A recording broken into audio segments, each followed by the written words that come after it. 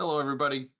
Thank you for signing in right on time. We're going to give everybody a few minutes to get online, and then we'll go through the home buying seminar, and I'll answer any questions that you have. All right, why don't we get started? All right, thank you, everybody, for attending. This is our 2025 Credit Union Home Buying Seminar. It's a joint home buying seminar that we do with dozens of credit unions from across New England. I very much appreciate you taking the time out of your busy schedules to come here. Please load up your questions. These things all make perfect sense to me. I always, I speak mortgage as a second language. So if anything I say doesn't make sense, or if you need me to go into more depth, feel free to send it over in the chat box or the Q&A, and I'll be sure to get to it at some point during the presentation. My name is Joe Zampitella. I'm the president of Members Mortgage Company. Members Mortgage is a mortgage lender that partners exclusively with credit unions. We've been working with credit unions for the last 30 years to help build sustainable, consistent mortgage programs that allow credit unions of every size to compete to better serve their membership. Right? From my perspective, credit unions are an integral part of the lending society. We're not for profit. We're here to help you obtain financing at the best rates and terms available. But there are things that are difficult if you're a smaller financial institution in terms of staffing and technology and regulations and compliance. And that's where Members Mortgage kind of steps in to be the partner, where we essentially work as the credit union's mortgage department.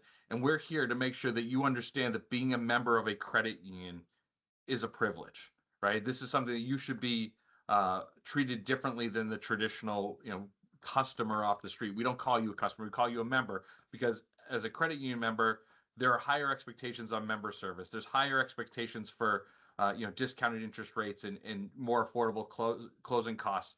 And we want to make sure that the process is a sensical process so that you understand exactly what's expected of you the day that you apply, and we can help walk you through that process all the way to the closing. Right? We offer a full scope of lending products. We're a Fannie Mae seller servicer, so conventional mortgage products are available. We also offer government loan products as a Title II HUD lender. We're only in the Northeast. We work exclusively in New England right now, and what we're trying to be is the local market expert. Right? We're not just here like Bank of America, where we can lend anywhere in the country. We want to be specialty lenders in New England. That this allows us to basically give you advantageous rates, give you lower closing costs, have a referral network in place for appraisers and attorneys and inspectors, all these different things that have agreed to work with us so that we can give you added benefit. Right? And again, I'm a credit union advocate. Right? We work with credit unions exclusively. We want to make sure that you understand that you're an important part of our business, and we want to treat you as such. So if you call Bank of America and you're just number 6,145,000, you're never going to get that treatment with Members Mortgage Company, the same way you never get that treatment from your credit union. So in today's agenda, there's a lot of things that I'm going to talk about. We're first going to start off by just preparing yourself to buy a home, and we're going to talk about how you have to develop your team, right? And I'll go over who should be on your team. We're going to go over the timeline of what it takes to buy a home and the amount of time that you have at each step. We're going to go over the different financing options in terms of products and what those products entail. I'm going to give you a little market update on what's going on in the housing market, what's going on in the interest rate market, and at the end, I'm going to go over a few tips that will help you win the bid in an ultra competitive market. So first, let's go over getting prepared to buy a home. Evaluating your finances is something that's always important, right? You always want to have a good handle of where you stand financially. But there are so many things that you may think you know that you don't know until you actually pull a credit report, right? So when people are buying a home, they often think that when they find a home that they want to bid on, or when they want to buy a property and they're talking to a realtor, that's when they should start that evaluation process. The problem with that is that oftentimes when you do that, you don't necessarily have the amount of time to fix the problems that present themselves. Right now, if you have 830 credit and you pay every bill on time your entire life, good for you. But there are often times where there's a medical bill that you didn't know about, or there was a late payment on a credit card that you weren't aware of, or there's something going on with your credit, in terms of fraud or something like that, that once you have a house under agreement, you don't have the time to fix. By going in it early and evaluating your finances, going over the items on your credit report, it puts you in a situation where if there is a surprise you're not going to put yourself in a negative situation where your interest rate or your products that are available are limited. And it gives you that opportunity to fix everything so that you can be in the most aggressive to compete in this market, right? So one thing you always look for when we look at credit is your credit card revolving balances, right? So sometimes people go, no, I pay off my credit card every single year, every single month. I pay it down to zero. That's true, but when we pull your credit, we're actually going to pull it as a snapshot in time, right? So if you every month routinely pay your credit down to zero, that's great. But if you went and bought a coffee and then we pulled your credit, it's going to show as a balance.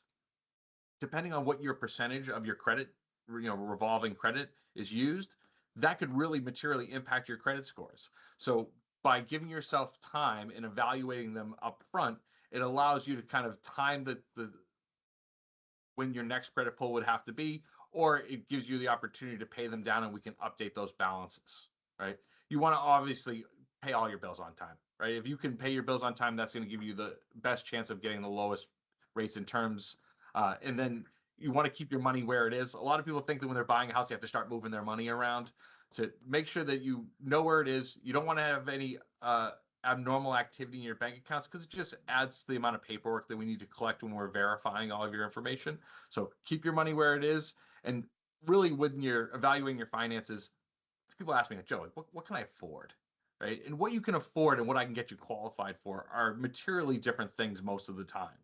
But what you want to do is when you're evaluating your finances in the beginning, have an idea of what you are comfortable making as a payment every month, right? So is that $1,200 a month? Is that $2,500? Is that $3,500? And what you can do is by having that kind of price tag in your head, we can back into an amount that you can qualify for a mortgage. We can back into an amount that you would be able to borrow and keep that payment. Now, if you said to me, hey, Joe, I want my payment to be $1,000 a month, you're probably not going to qualify for a heck of a lot of mortgage.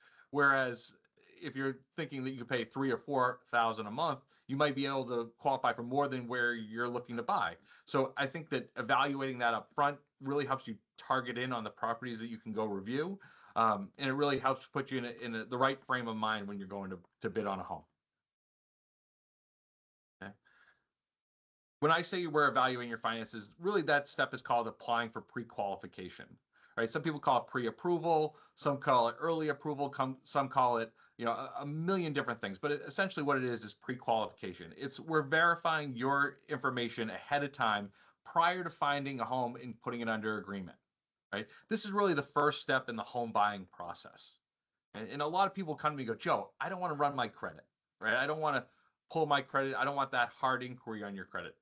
The reality is when you pull your credit, you usually have a 1 to 3 point drop in your credit in the immediate term, right? So you don't want to go out and start applying with 50 different lenders because then your credit score is going to drop by 150 points. We're all kind of playing by the same rules. So what you want to do is you want to have somebody that you are comfortable with that's your ideal lender, right? And they're going to go and they're going to do a hard inquiry. That means that they're going to look at your payment history, they're going to see your FICO scores, and they can really evaluate where you stand today and give you that initial feedback so that you're able to, fix anything that's a problem or continue to do the things that are keeping your credit scores so high. When you're going out and applying for pre-qualification, you often have access to these mortgage tools as part of that.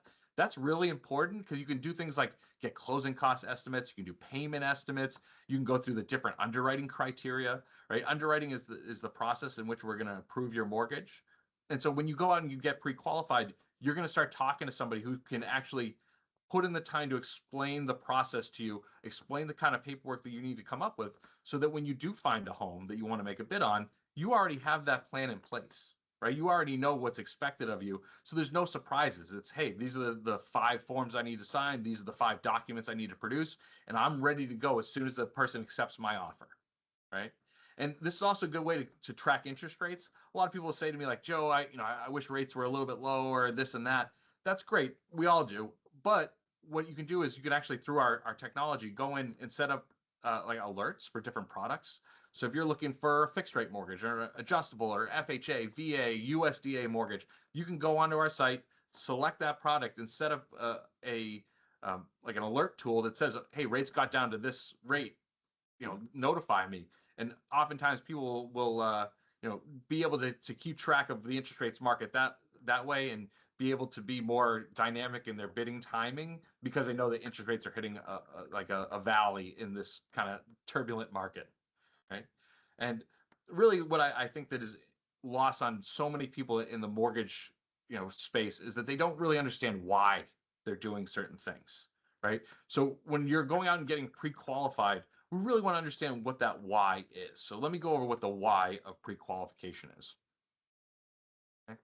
So when we're evaluating pre-qualification, these are really the major things that we're looking at, right? The first is that we're trying to verify that you have at least the minimum FICO score, right? You have 3 credit repositories that report. We take the middle score of the lower of the 2 borrowers. That's the industry standard of how you evaluate credit. So if you have 800 credit, but your significant other has 680 credit, we're going to use 680 as the representative score, right? And some people come and go, hey, Joe, I have 830 credit, but they have 3 credit scores. One's 798, one's 802, and one's 830. We don't take the highest. We take that middle score. So they would be an 802 representative FICO, and we would use that to qualify for the loan. Now, that being said, Fannie Mae and Freddie Mac came out last year where it used to be the qualifying credit score was the credit score that said yes or no whether you could get a loan. That's actually different now. So now it's the interest rate is offered off of the qualifying credit score, but you're able to qualify for a mortgage with the average of the 2 borrowers. So say you have excellent credit and your significant other has kind of credit, that credit could still qualify for different programs because of the average credit score. So if one's at 600 and one's at 800, you would qualify as an average 700 credit score borrower. We also have programs through the government, FHA, VA, that have lower credit thresholds. But for the most part, the first-time home buyer is going to be looking for a conventional mortgage. So try to stick to that 620. And again, if we pull your credit now and you're in that 580 spectrum, there's nothing stopping you from improving your credit. So we'll be able to kind of go through line by line what's ailing your credit, give you a plan on how you can get above that Mason-Dixon line, and hopefully get into a program that makes the most sense for you. The minimum down payment on conventional financing for a first-time home buyer is 3% for a single family or a condo, or 5% for a 2 to 4 unit property. Right? That used to be a couple years back, it was 15 and 25% for multifamily. So that's really come down a lot. We also have FHA options that will do multifamilies with as little as 3.5% down. So there's a lot of different options available. I'll go over those later on in the presentation. But kind of keep that 3% to 5% down in your mind. And if your credit score is closer to the 620, there's kind of a sliding scale here, right? The lower your credit score is, the higher your down payment might need to be in order to qualify for a conventional loan, right? Now, the last item that's a little bit more nuanced for pre-qualification is called your debt to income ratio, right? Now, the debt to income ratio, some people say to me, no, I don't have any debt, right? Now, it's not necessarily the debt that you have existing, it's the minimum monthly payment on all of your outstanding debt. So things like credit cards, personal loans, car loans, student loans, just the minimum monthly payment plus a proposed mortgage payment, right? So that's where the variable comes in, right? Certain towns and certain communities have higher taxes, have a requirement for flood insurance, have higher homeowners insurance costs. All of those things we won't know until you actually identify the property that you want to buy. So we're going to have all these complicated estimators out there that will be able to give us an anticipated housing costs. So your principal and interest on the mortgage, your real estate taxes, your homeowner's insurance, your mortgage insurance, or your condo fee. There's so many things that kind of go into the variables here, but we'll be able to come up with a calculated ratio. And that's really the measure of what you can afford. Right? Now, there are certain things that we're not going to include in this, things like your cell phone bill, your cable bill. Because in theory, right, you can always cancel your cable. You can always cancel your cell phone. You can't cancel your car loan as much as you like to.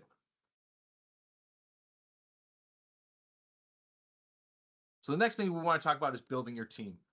Right? A lot of people kind of go into these scenarios and they think that they can kind of formulate everything on the fly. I think that really to be competitive in this market, you want to have an established kind of community that's guiding you from the very first day that you apply all the way to the time you close, right? I'm the lender in this scenario. Bigger is not always better. Traditionally, bigger institutions have a greater chance of failure, right? There's a much bigger chance for like a fall through in communication. There are far too many people involved in the process. There's a ton of bureaucracy, slows everything down. The costs are typically really high, right? They got to pay for those Super Bowl commercials. I tend to say that 99 out of 100 times working with a community-based lender like a credit union or members mortgage company, you're going to be in a much better spot because there's somebody that's specialized in the area. They understand the practices of that area, and they can guide you all the way from the beginning to end. So what we do that is very unusual in the mortgage industry is that the day that you apply, you're going to be assigned to a mortgage loan originator, right? That originator at another institution would then pass you off to a processor, who would then pass you off to an underwriter, who would then pass you off to a closer, who would then pass you off to the attorney. What we do is we make it a one-stop shop, all right? The person who comes in the first day and talks to you is going to be the person in charge of handling your application from the day that you apply, through all the pre-qualification steps, through the loan approval, all the way to the closing table, right? You're going to meet with an attorney or a title company at the end and sign all the paperwork.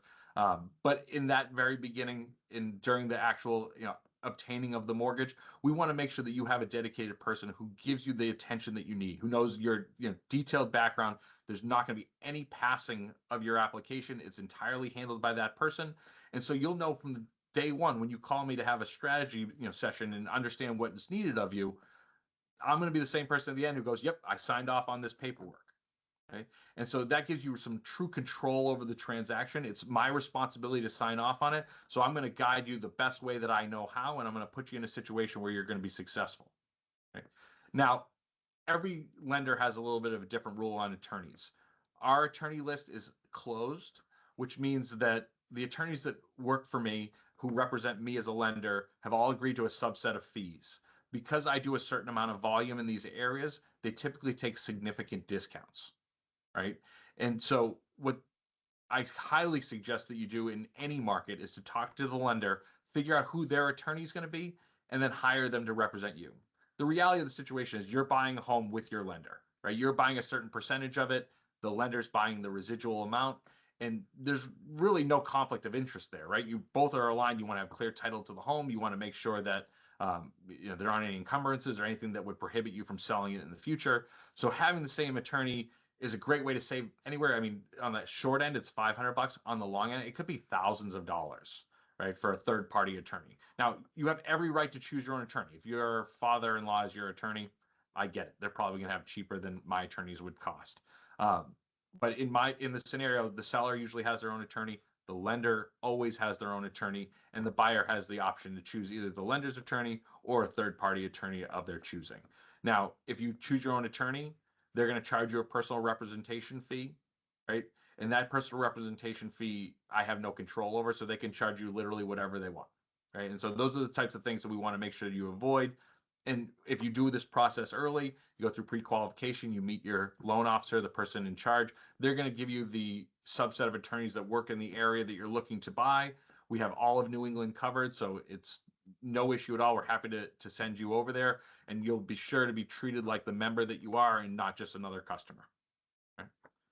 And then finally, the real estate broker is a really important part of this team, right? I have a list of real estate brokers that I work with.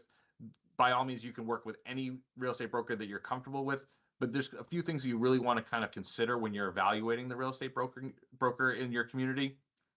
You don't want somebody that does this part-time, right? This is something that they should be their profession. They should be specialized in the town or a series of towns that you're looking in. You don't want your cousin's friend's former roommate to do it who does a couple deals a year, because they're not going to put you in a situation where you're going to succeed. You want somebody active in the market who maybe they have listings themselves, maybe they're just an active buyer's broker, but you want to be in a situation where you feel totally comfortable with that person and you feel like they have kind of their finger on the pulse of the housing market in that town. They're going to be able to get you insight into different listings and why the person's listing and the different kind of nuances of the property. They're also going to potentially have off-market opportunities or first bid at something before it goes to the general public. So those are the type of scenarios you want to get in. You want somebody with local influence, local opportunity, and not somebody that's just claims that they're a realtor, right? Pays their realtor fee every year, right? You want the dedication of the business is really what's going to make you successful especially in the very beginning of the process when all you're trying to do is just to get that slight advantage over the next buyer, because there's a lot of buyers out there. So next, I want to kind of go over the timeline of buying a home. A lot of people think that the process might take 60, 90 days. We're not seeing that in this market, right? We're seeing very quick turnarounds. We're seeing people who, closing in 30 days used to be, really fast. Now that's kind of like a standard that everybody has to live up to. I'm seeing people that are bidding with, 2-week closings, and we're able to accommodate that, but it's 30 days is really the standard in the industry. Okay. So step one, as you're buying the home, you really want to do is you want to identify properties. You want to get a good understanding of the market, right? And so technology is a great way to kind of see so many homes, right? You can see so many opportunities without actually having to walk into every open house. Zillow, Redfin, Trulia, Realtor.com, Caldwell Banker, all these different places. You can go online, look at all of the MLS listings that come on, all the pictures, all the data, and it really helps you kind of get an idea of what a 4-bedroom costs, what a 5-bedroom costs, what a condo costs, what the different square footage, price per square foot, and the costs associated with that. And it allows you to become a more educated buyer, right? And really, as you go through this process, you want to be as educated as you can so that you can be opportunistic, right? Sometimes everybody just sees a house come on, they go, oh, it's a nice house, I want to bid on it. That's good, but you want to make sure that you've done your market analysis. You understand location, property types. Sometimes you buy in one town, and the town directly next to it's half the price, so you can get twice the house, right? But then they see a house that's comparable over town lines, and they go, well, that's so cheap, right? And the reality is there's so many other things that can go into that price tag. So you want to make sure that you're doing your market analysis, just getting comfortable with what's available, being comfortable with what you're actually looking for, right?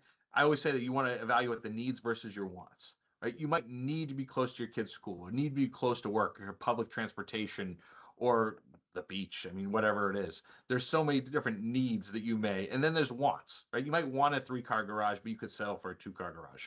You may, want to have an in-law suite so that you can have some help with young children. You may want to have 4 bedrooms, but you could live with 3, right? So you want to really evaluate the things that are non-negotiables in your search. And you can set up all sorts of tracking and reporting that will send you emails every day within your price constraints, within your square footage constraints, number of bathrooms, number of bedrooms, number of total rooms. There's so many things that you can evaluate through technology. So use it to your advantage. And that is one step that you can kind of, again, build up this arsenal of knowledge so that when you do get in these bidding situations, you're prepared to pull the trigger right away, right? Budgeting is a big part of it. I think a lot of people come into the idea that, hey, this is my price range, it's this to this. And if you don't go in and kind of evaluate the market, you may not necessarily know that what you're looking for in the price range that you're looking at is feasible.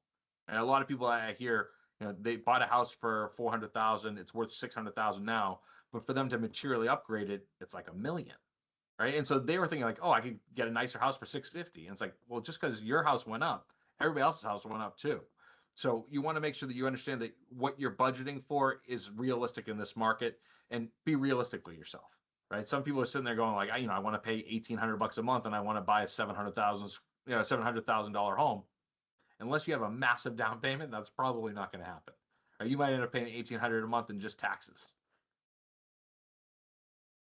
Step 2 is to get active, right? At this point, you want to make sure that you're getting notifications on listings. You want to see, you want to have an idea of the community that you want to buy in, or even like a subset within the town that you're really active in.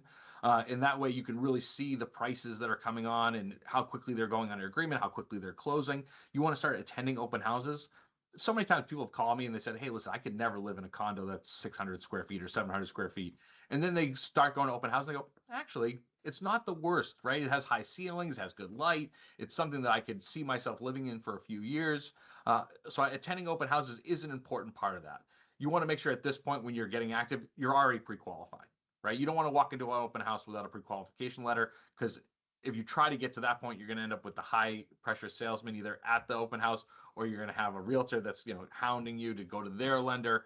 And usually what ends up happening is your costs increase and your timelines decrease, which means that you have not enough time to make an evaluated decision on what you want to do.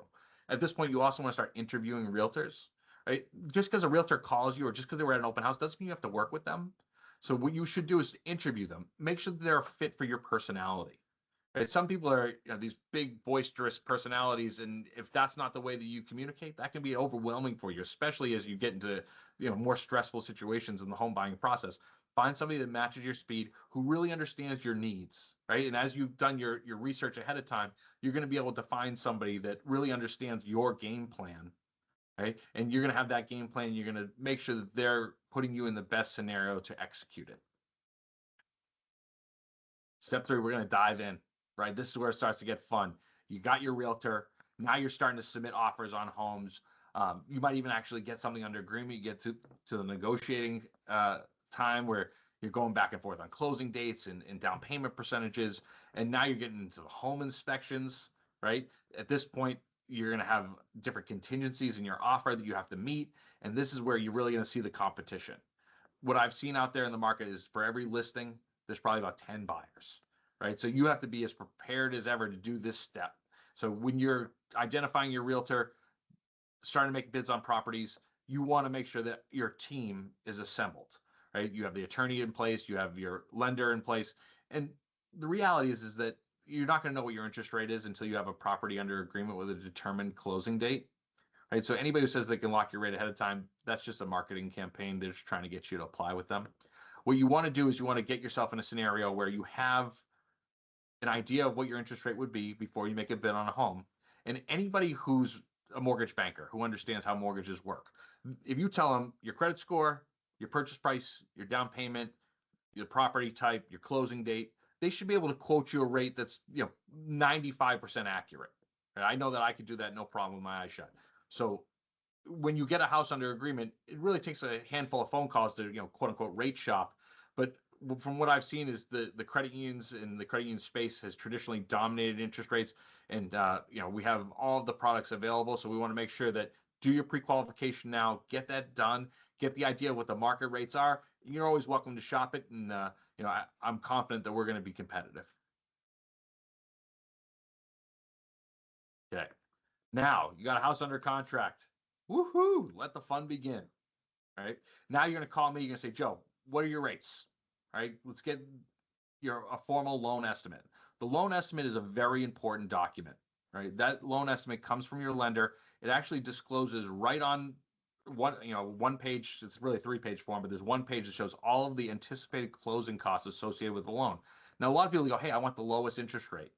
But interest rates are not just a nominal thing, right? You can't just look at a rate and say, yes, that's the rate, right?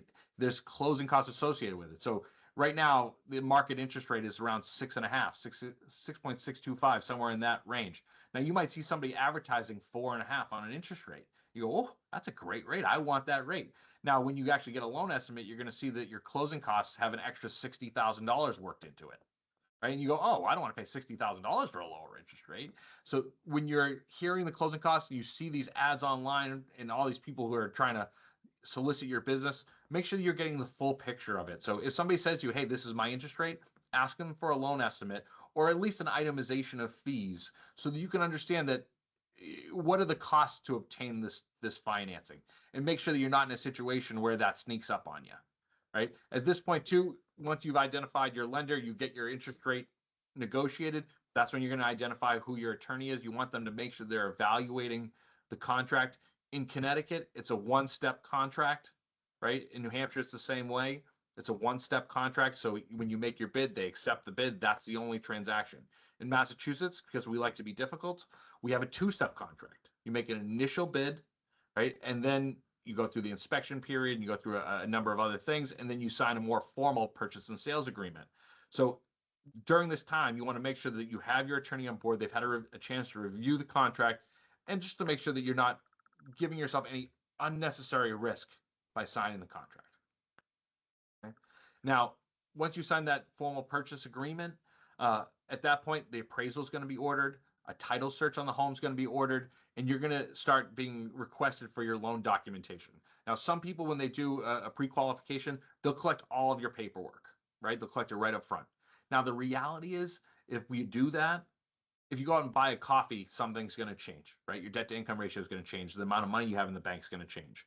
What we try to do is we look at your loan holistically, right? Is this loan well within the qualifying range, or are we kind of fringy on a certain item, right? If you're a little bit fringy on your debt to income ratio, we might ask you for your income information right up front because we want to make sure that you don't have any surprises.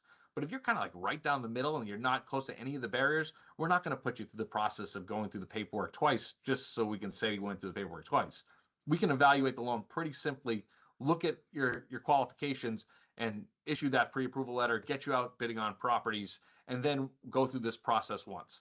The last thing we want to do is to be surprised if you're self-employed, if you have any sort of variable income like overtime, bonus, if you have any sort of rental income or anything that's could potentially be significantly different than what you're stating, we're going to verify it. But other than that, you should have a one-step underwriting process, and we're going to look for things that are relatively logical. Your pay stub, your W-2, a couple of bank statements to verify the source of your down payment, a couple of forms we need you to sign, some transaction data like the contract and a copy of your deposit checks, anything like that, because we want to make sure we give you credit for it. Nothing too crazy, but we want to make sure that, again, when you do the pre-qualification, we're going to lay that out for you so that you understand exactly what is expected when we go to do the formal underwrite. And if there is any question at all that we may not be able to get the loan qualified, we'll collect that paperwork from you up front just to make sure that you have that certainty when you actually do find that home of your dreams, that there's not going to be any hiccups during the process. Okay. Now, you've gotten the house under agreement. We've ordered the appraisal. We ordered the title search. We've sent you the list of documentation that we need. Now we're going to get to the underwriting. That's when we go through and we formally go through the procedure of obtaining a mortgage. In your offer, in your purchase and sales agreement, you're going to have a mortgage contingency 99% of the time, right? And what that says is that in the event that you are unable to obtain financing for this property, you can back out of the transaction, right? So if you apply for a mortgage with me and 2 days later you got a layoff notice from your company, so you weren't working anymore, so you were unable to get your mortgage, no problem. If as long as it's before that mortgage contingency date, I can give you a denial letter, and any earnest money deposit that you've given comes back to you, right? Now, what that also means is that as we go through this process, there's a very specific date that I have to notify the seller whether I'm able to get you financing or not. Right? So that's a very important date in the contract, the mortgage contingency date and the closing date. So when we go through the underwriting process, we need to get that done before the mortgage contingency date because that's the date that I can protect you. Okay. So what we'll do is we'll go through that underwriting, then we get to the mortgage contingency. I say, hey, I went through all the paperwork. Everything looks great. You're all set. You're approved. Here's a formal, what we call a mortgage commitment letter. Right. You give that to your realtor or to your attorney. They'll provide that to the seller. The seller now knows that you've been approved for your mortgage. At that point, you should set up your homeowner's insurance. I'm not sure how familiar you guys are with homeowners insurance, but it's gone a little bit wacky over the last couple of years. Start this process earlier than you think you have to. Right? Some people think they don't need to get it until after they buy the house. No, you have to have your homeowners insurance set up well in advance. Make sure that you're not going to be charged until you actually close on the home. And we can always modify the closing date if we want to close earlier or later or whatever. Your most important thing is to make sure that it's set up and that we have it in place so that we can close whenever the scheduled time allows. Right? Now, once we have your homeowner's insurance set up and your loan's been approved, we'll send you what's called a closing disclosure. The closing disclosure looks exactly like the loan estimate, except everything on there is 100% factual. The loan estimate is my best guess of what the costs are going to be, what I'm anticipating you're going to need to bring for your closing money. The closing disclosure, we got all the information from the town. We got all the information from the seller. We know what the exact costs associated with it. We've already given you credit for any money that you've already paid. And so all of those things come together. And then there's one final, what we call cash to close figure. And that's the amount that you need to bring as either a certified bank check or you can wire it to the closing attorney. You do not need to wire it to 15 different places. It's just one check or one wire to the closing attorney. The closing attorney is, again, the lender's attorney. And that person is going to distribute to the seller and to the lender and to everybody else who is supposed to be paid. And then once that takes place, you sign all the paperwork at the closing and then, hey, congratulations, you own a home, right? It seems simple. This is a very consolidated version of it. But this is the stuff that every person who obtains a mortgage goes through all of these processes. So you want to make sure that you understand exactly where you are in the process, what's expected of you, and to be prepared for whatever the next steps are, right? So if you're sitting there going, hey, where's my closing disclosure? Right, on the second day of the mortgage application, we haven't gone through underwriting yet. We want to make sure we get all the way through underwriting. Or, hey, maybe you haven't gotten your homeowner's insurance set up. I can't tell you what you're paying for homeowner's insurance if you don't have it set up yet. So we want to make sure that all of those things are taken care of, and then you get that final formal document, and that usually comes about a week prior to the closing. Right? So some people want that in the first day. The reality is I can't get all of the information from the seller or the town until just before the closing oftentimes. So we want to make sure that we give you that estimate in the beginning so you have a ballpark figure, and then we'll really sharpen our pencil and give you the exact figure at the end. Okay. So next, let's kind of just talk about what the actual time is on these steps. So when you send in an offer, right, you go to an open house, looks good. The house looks good. You want to make a bid. You contact your realtor. You contact your lender. You say, I need a pre-qualification letter for this property. No problem. Here you go. Here's my offer to the seller. The seller goes, great. Within 24 to 48 hours of initial submission of the offer, they're going to come back and say, yes, I accept your offer, or send you some sort of counter offer. At that point, once you have that house under agreement, essentially that means you have exclusive rights to buy that home.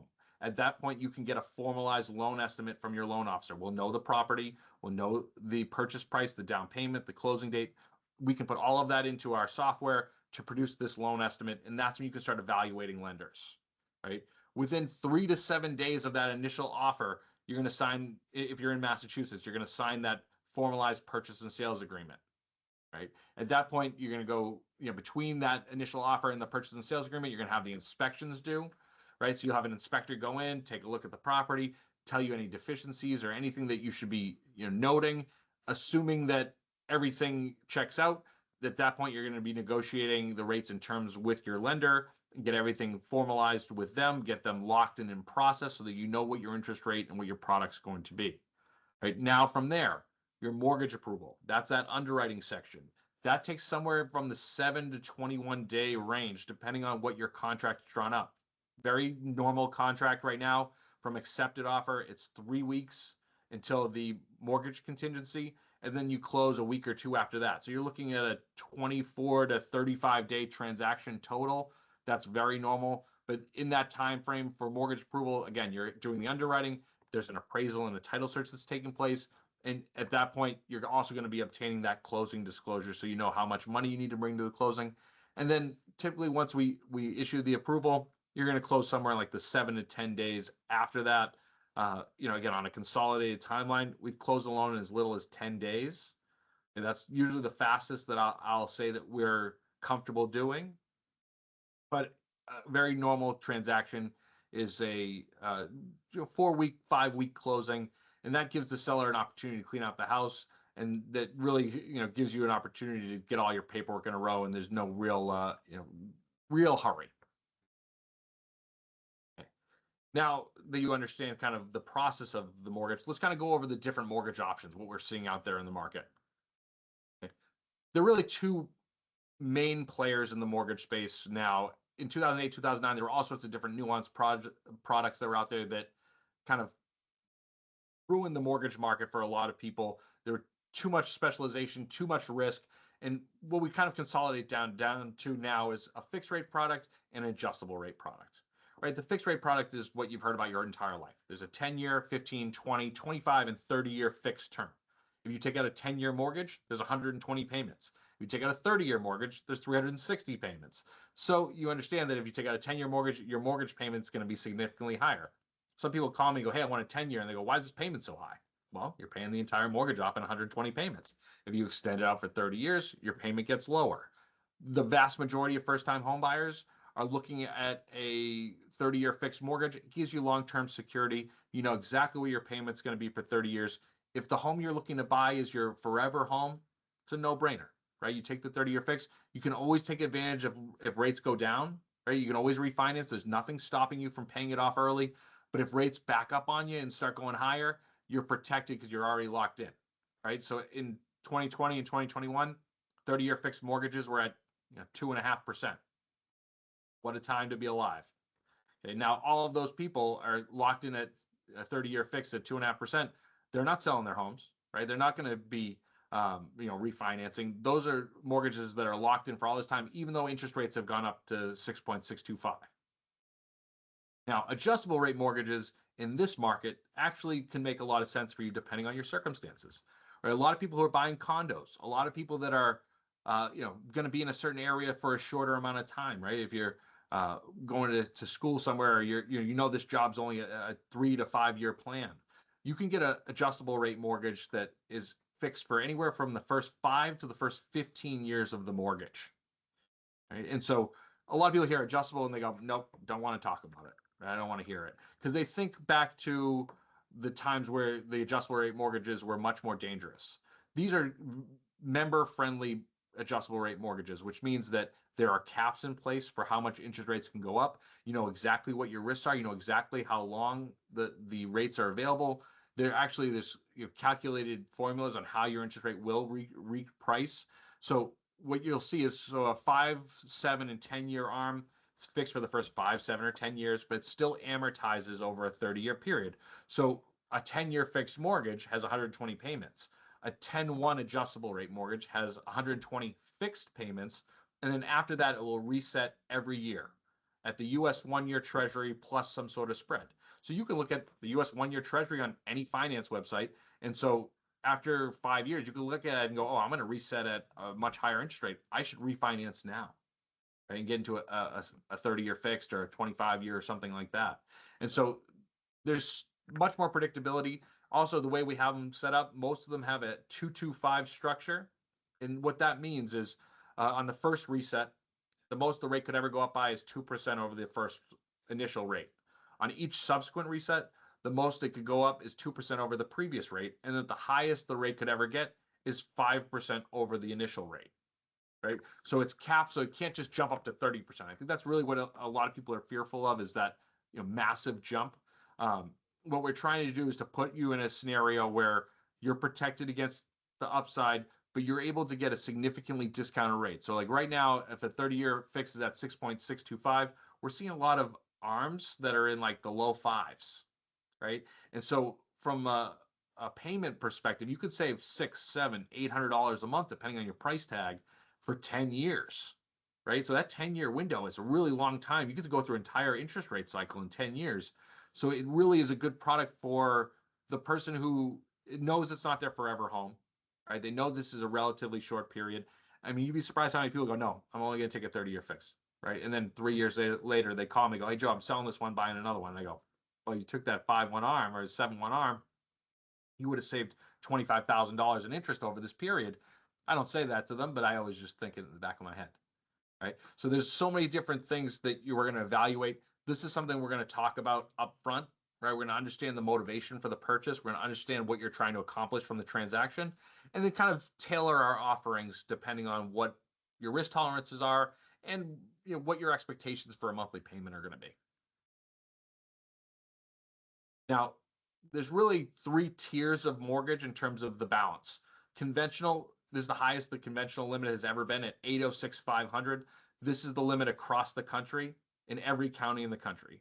In certain areas of the country, there's a conforming high balance product, and this is set by the FHFA. It's a government entity that evaluates housing prices. So places like right around Boston, Fairfield County, Rockland County or Rockingham County or Stratford County in New Hampshire are deemed to be what we call high cost. Right? In high cost, there's a second tier of mortgage that goes up to a loan amount of $914,250 in most areas, or if you're looking in like Nantucket or the Vineyard or something like that, it could go up as high as like $1.2 million. Right? These are still eligible for secondary financing, which means that there's a liquidity provider like a Fannie Mae or Freddie Mac that could buy these loans. This makes their interest rates pretty stable and reliable. You know that there's always going to be somebody there to buy a loan like that. Whereas once you get above that threshold in your community, now you're into the jumbo category. There's no secondary market for jumbo mortgages. They're all based off of the liquidity of the financial institutions in the area. So private investors and banks, credit unions, things like that are buying those products. So now if you're looking at those buyers, some days they have a really strong bid. Some days they may not have as strong a bid. somebody like a Silicon Valley Bank 2 years ago went illiquid because they basically discounted those jumbo mortgages and they booked them all. And then they had people withdrawing money out of their bank and they had nobody to sell them to, right? And so when they had nobody to sell them to, now they had a cash crunch. They couldn't pay out their depositors and the bank ended up failing, right? So you're going to see situations where banks, credit unions, investors have a lot of money. You might see really aggressive rates where the jumbo rate might actually even be better than the conventional rate. But times like right now, where there's a lot of really regulatory burden, there's a lot of uncertainty with interest rates, that jumbo market typically carries like 1/4 to 0.5% spread, right? Now, I don't necessarily know that any of you may even enter the jumbo market, but that is something just to understand that if you're in that conventional, a loan amount of 806, 500 and lower, that serves such a large segment of the group. That's really what we're going to focus on. And that's kind of that area as you're looking at homes. If you think you might be above that price tag, tell your loan officer right up front. But if you're going to be 400,000 or 500,000, easily in that conventional space, and it's predictable, steady interest rate offers. Okay. Next, we're going to look at choosing the right product. These are really the two major products that we see in first-time home buyers. Conventional mortgage, like I was saying, Fannie Mae, Freddie Mac buy these types of loans. They have the best rates and terms available. They typically have the lowest closing costs available. They have forgivable mortgage insurance. I haven't really talked much about mortgage insurance, but mortgage insurance, some people hear that and they think back to their parents going, oh, you can't have mortgage insurance. You got to have 20% down to buy a home. The reality is that the vast majority of people don't have the full 20% saved, right? I mean, the cost of rent, the cost to live, it's very hard to save that kind of money up front. So there are companies out there that will actually insure your loan for an investor. So they'll take additional risk for allow you to put down as little as 3%. So you'll pay a fee to this insurer every month once you buy the home. Until you pay your mortgage down to 78% of the initial purchase price. At that point, it will automatically drop off your payment. You do not need to refinance. You do not need to apply for anything. And so that's a good way to get into a house early, right? And without having that full 20% saved up. If you have 20%, there's no mortgage insurance on conventional financing. Okay. The minimum, again, down payment is 3% for a first-time home buyer, 5% for a repeat buyer if you've owned a home in the last 3 years, or if you're buying a 2 to 4 unit property. And this is, again, Fannie and Freddie buys loans like this. So we have a very liquid market. There's always availability for this product. So the rates and terms are very predictable. So this is a good product for the vast majority of borrowers. And this is for a 620 minimum FICO. Now, FHA is a very popular product with first-time home buyers as well. It allows credit scores down to 580. The minimum down payment is actually 3.5%. Okay, so sometimes if you're a repeat buyer, so your minimum is 5% conventional, you might be able to get a little bit lower down payment with FHA. But as a first-time home buyer, the lowest available in the market is still conventional. And so with FHA, you have 3.5% down. This is really good for multifamily properties. Again, previously, there used to be much higher requirements for conventional down payment on multis. FHA kind of dominated that space. Now we're seeing that bridge kind of get lower, right? We're bringing those two together a little bit. And so you're going to see kind of both FHA and conventional compete for those 2 to 4 unit properties.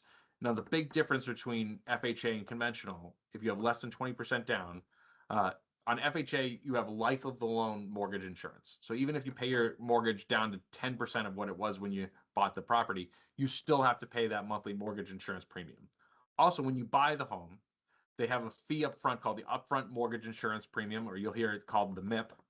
And that's equal to 1.75% of the loan amount of the home, right? So if you're paying that up front, it's going to be financed into your loan. You're actually eating up some of the equity in your home. So a lot of people say, hey, if you're a first-time home buyer, you've got to go FHA.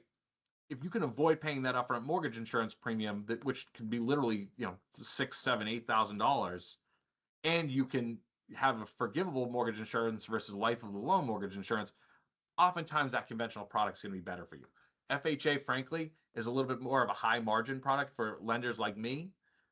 But what I try to do is I try to get you into a product that makes you want to come back for another repeat loan, right? So the credit union can buy conventional loans. They can keep those on their portfolio. You can keep your relationship local. Whereas with FHA, it's a government product. It's insured by the government through that upfront mortgage insurance premium.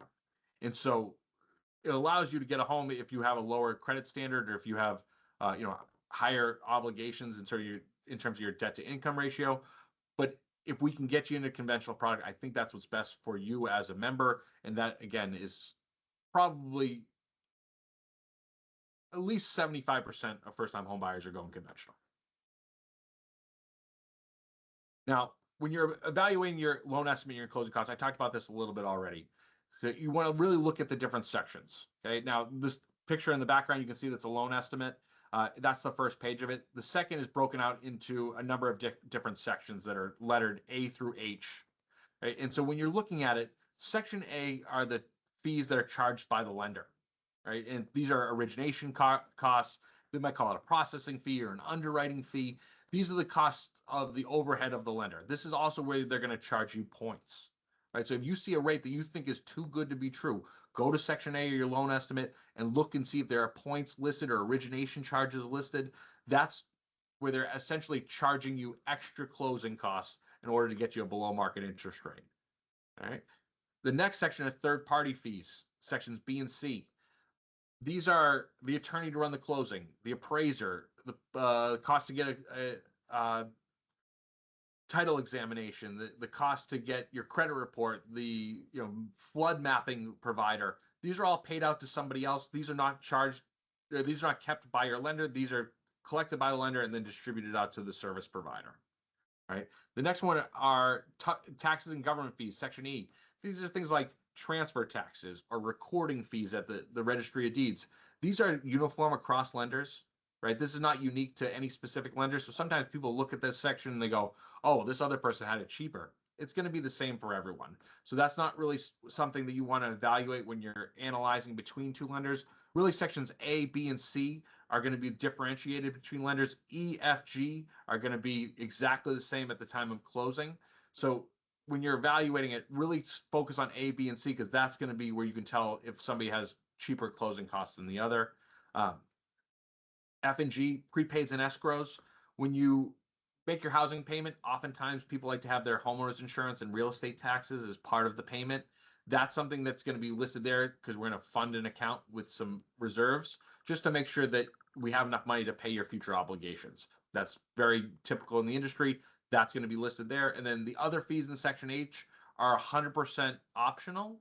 So sometimes you'll see something listed there that may be more expensive, something like owner's title insurance. 100% optional. It's something you might want to talk to your attorney about and see if it's worth buying. Okay, so I just want to go over a little bit with the housing market, see what I'm seeing out there. Essentially, we're still in a locked inventory, right? And what that means is that there's so many people out there with a 2.5% interest rate that you're not seeing this flooding of homes listed for sale because the cost to buy a bigger home is so great in terms of interest rate, in terms of monthly payments, that people have just either decided to live with their smaller homes or they're doing renovations to their homes to make them larger. Right? So it's still a seller's market. The inventory that's coming on is being absorbed very easily. There's probably 10 buyers for every home that comes on for sale, and it's really pushing affordability limits. You're seeing housing prices, especially in Western Mass, Connecticut, New Hampshire, like Cape Cod area, Rhode Island. Used to be able to get a home in the $200,000-$300,000 range. Those are all now in the $300,000-$500,000 starter home range, which is really pressing people for their ability to qualify for a mortgage. Our average, the national average for a 30-year fixed mortgage right now is right around 7%, maybe just a tick under that. At this time last year, it was about 7.25%. So we're seeing interest rates come down a little bit. We're still well below the national average at 6.625, but I mean, nobody's really excited about a 6.625 30-year fix. The beauty of a mortgage rates is that they go up and down. So it's really finding the home of your dreams. You can always, if the rates come down, you can always refinance into a lower interest rate. But what you really want to do is to find a home that you can kind of grow in and that you're comfortable with. And that's where, the interest rate's going to fluctuate up and down in the meantime. But the inventory is really what's kind of slowing down this market. What we're seeing out there right now, I'm sure that you've seen tariffs in the news. There's all sorts of things going on with tariffs, and really what the impact is on the mortgage rates is that there's a index called the U.S. 10-year Treasury bond yield, and you can find that on any published finance website, and that's a great indicator of what mortgage rates are doing, right? And so as we go into these trade war discussions with China, China's a huge holder of US Treasury debt. And so there's this perceived threat that they could unleash the sale of Treasury debt, which would flood the market with bonds for sale, which would make that yield go up, which could negatively impact mortgage interest rates. Now, I don't anticipate that that's actually going to happen. I think that's a little bit more of like the hyperbole of the market, but that's really what people are watching. And if you see, equities and stock market kind of go up and down, and interest rates either stay steady or go up, it's usually one or the other. It's usually stocks are going up and rates are going down, or vice versa. In this case, because of that perceived risk, you're going to see a kind of a lot of fear around the U.S. Treasury market, which could keep rates higher for longer, right? You're going to hear that more and more, higher for longer. Fannie Mae, Freddie Mac are anticipating the interest rates are going to start coming down in 2026. They said that about 2025. They said about 2024. Eventually, they're going to be right? We don't know when that's going to be, but eventually they're going to be right. Okay. Now, a lot of people are like, hey, what's the difference between interest rates? Well, here's an example, right? So we're closer to 6.5% on a $400,000 loan. Your principal and interest payment would be $2,528.27. Okay. Now, at 7.5%, we're getting closer to $2,800. And at 5.5%, we're at like $2,200. So depending on a 1% difference in interest rates, you could save hundreds of dollars a month, right, for the same loan amount. So back in 2020 and 2021, everybody's telling me how expensive the houses were. The dollar price of the homes were getting too high, but the money was so cheap that they could easily absorb it. Right now, the housing prices are equally as high. The interest rates have tripled, so it's even more difficult to afford a home. So we want to make sure that we keep track of where interest rates are, what the principal and interest payments are that are associated with those interest rates, just so that you have an idea of what your monthly payment's going to be. If somebody says, hey, I want a $400,000 loan and I want a $1,200 a month payment, this is where I'm saying to be realistic, because $2,500 a month is just to repay a loan. It doesn't include taxes, doesn't include insurance, doesn't include condo fee, doesn't include mortgage insurance. There's so many different things that go into your housing payment. So we want to make sure that all of those are evaluated here upfront. Okay. And here's just a chart of the US 10-year Treasury. You can kind of see it over here in April, like early April, where it was down at that little trough. And that was just before they announced the tariffs. Right? They announced the tariffs. China had reciprocal tariffs. You see that huge spike in the 10-year. Interest rates on the 30-year mortgage went from like the low sixes. I mean, we might even touch like a 5.99 on a 30-year fix at that point, and then immediately spiked up. Now this is a 12-month look, so you can see rates are going up and down just like the stock market. So some people think the day they apply, that's what the interest rate's going to be. Not necessarily the case.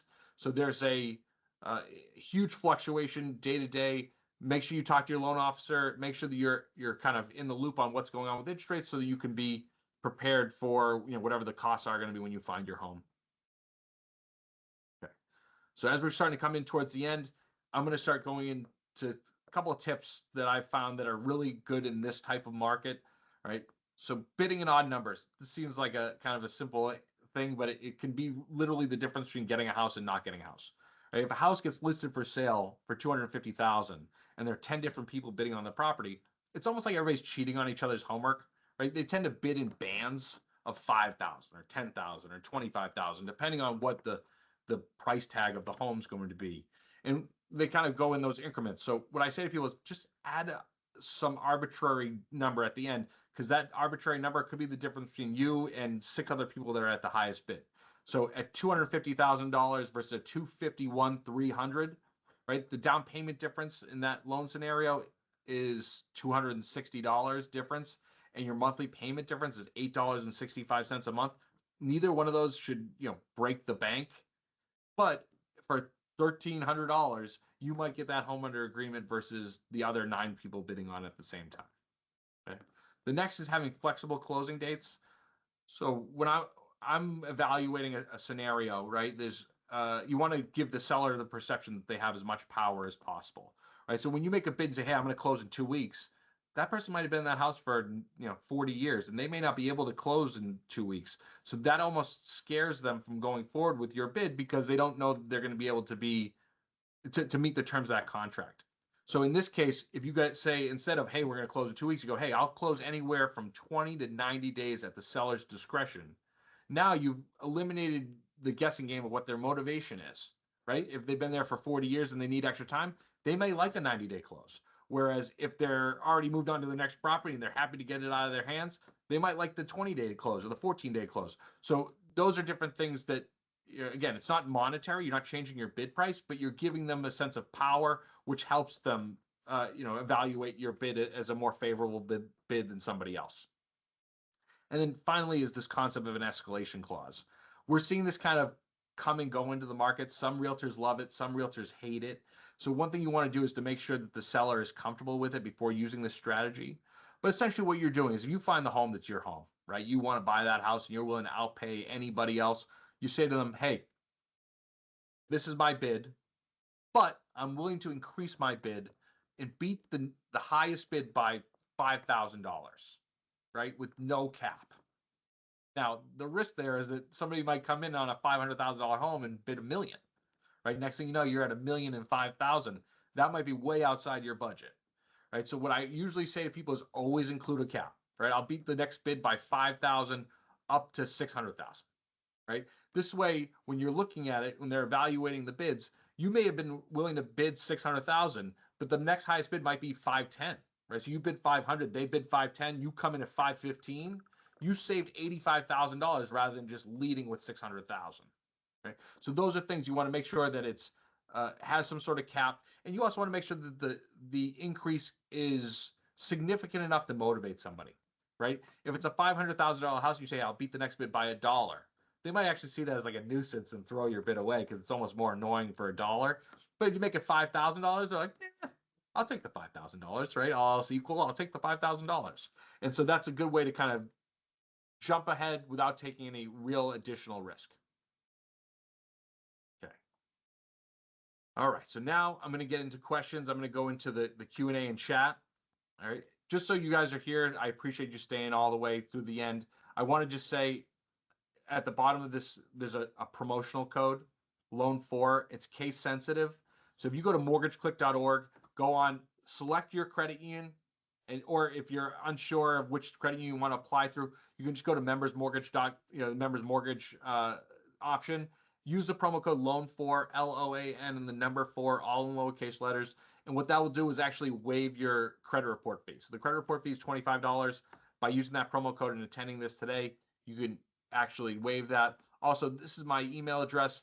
I love answering emails. I'm obsessed with my phone. My wife's going to kill me one of these days because I'm just so obsessed with it.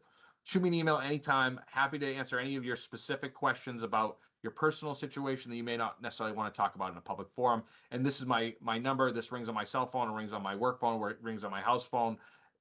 You can get me there any time of day. Give me a shout. And then if I don't answer for whatever reason, as you can tell from this, I like to talk. Right. So if I'm chatting on the other line, just shoot me an email. And I usually go to my email first to call people back before I go to my voicemail. Okay. So let's look at the questions. All right. Okay. So this was recorded. I'm going to be publishing this on my LinkedIn page, but we can also email this around to you guys. So if there are anything that you want to go back through, we can certainly do that. All right.